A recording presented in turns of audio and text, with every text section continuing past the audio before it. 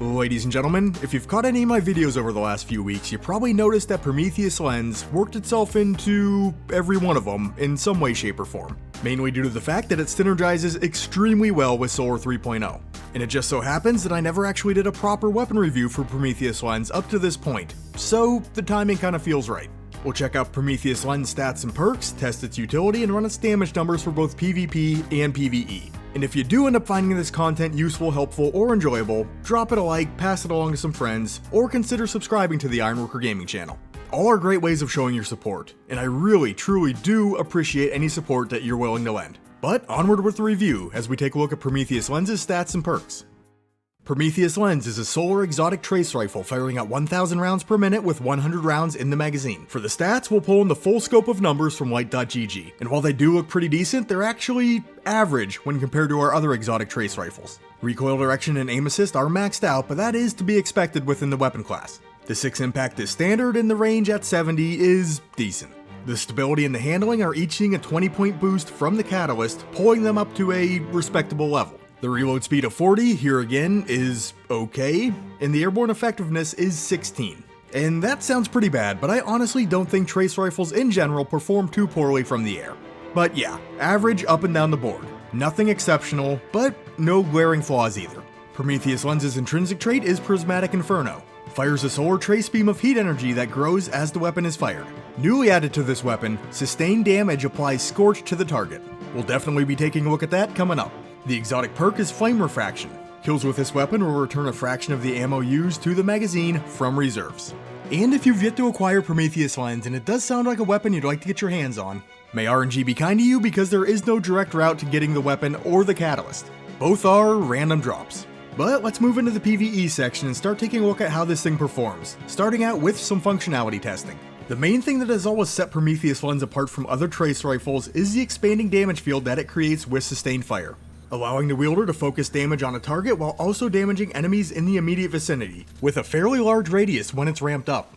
Also on a kill, we'll see rounds loaded back into the magazine from reserves. To be precise, you can see a maximum of 75 rounds loaded back into the weapon, 3/4 of the magazine. If you do need to manually reload Prometheus Lens, the base reload speed comes in at just over 2 seconds. Or you can knock this down to just under 1.7 seconds with a single trace rifle loader mod. At base, you can pocket a maximum of 600 total rounds of ammunition.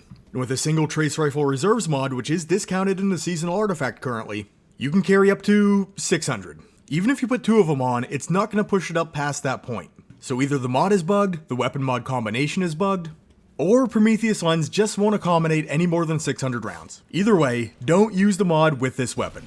And onto the Scorch effect. Scorch was added to this weapon just recently with the Solar 3.0 update.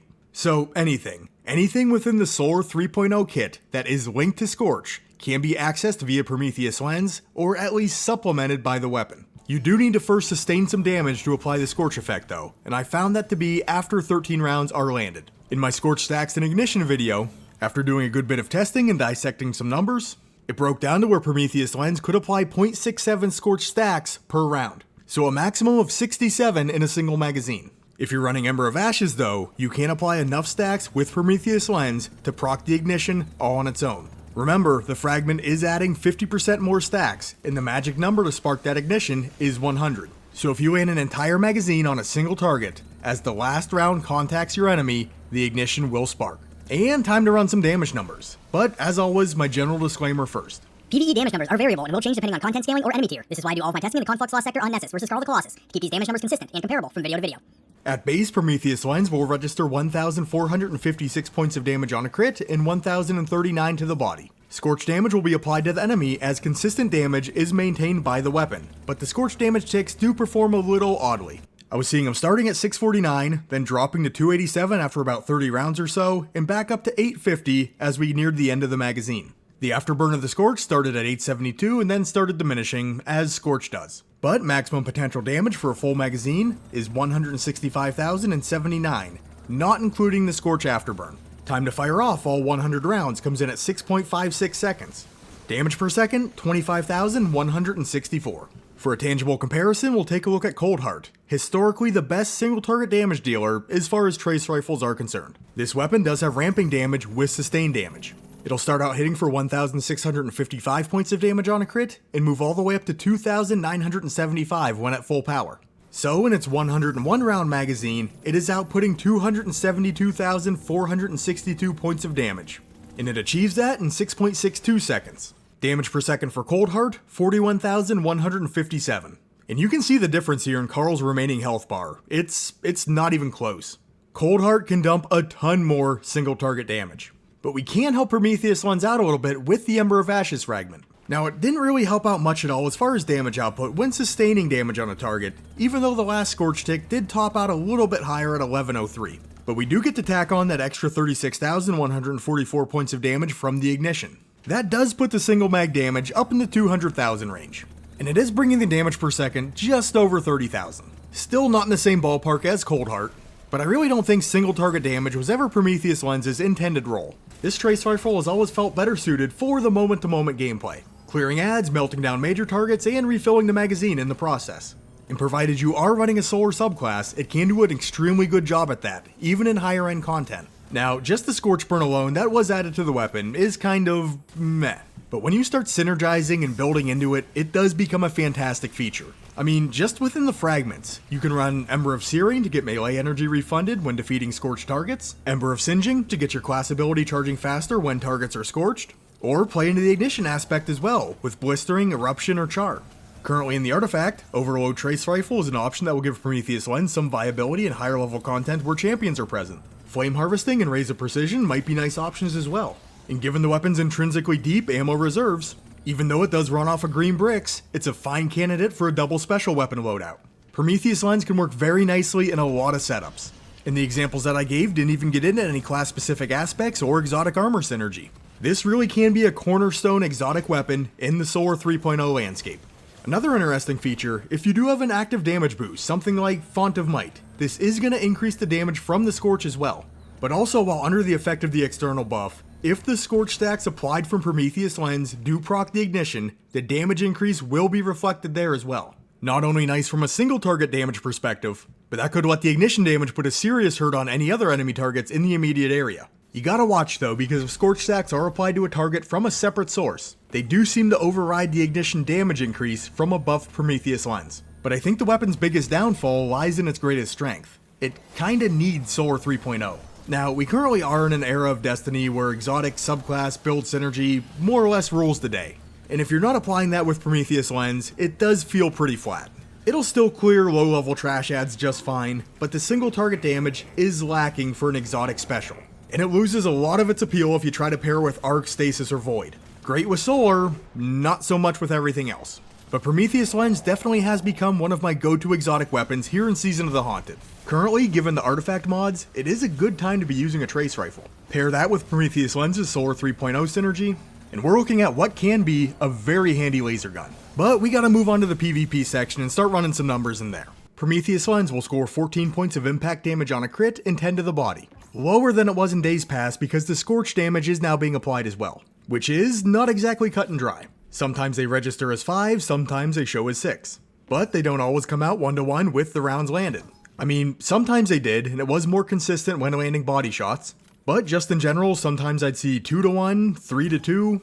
I plugged away at this for a little bit, and I really couldn't pick up on any sort of cohesive pattern. Now, I went through a lot of trouble here, almost trying to convince myself that the new damage split between Scorch and Impact would let Prometheus Lens perform just a touch better than other trace rifles. Even if it was just by a single round.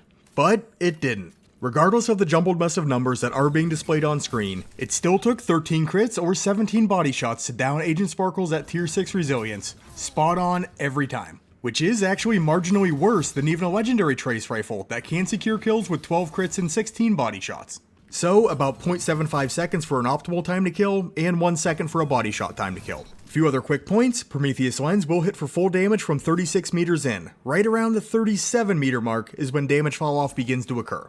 But regardless of the physical range, those Scorch ticks at 5 or 6 damage, or whatever it is they're actually doing, do hold consistent. And even in PvP, Prometheus Lens will apply Scorch stacks to targets, but it is pretty inconsequential. If you lay on the trigger until the enemy is basically 1 shot from going down, you will apply 20 Scorch stacks. 2 very minor Scorch damage ticks will roll off after the fact, 3 if you have Ember of Ashes on. But since the Scorch Burn cannot outright down a target in PvP, it doesn't really matter.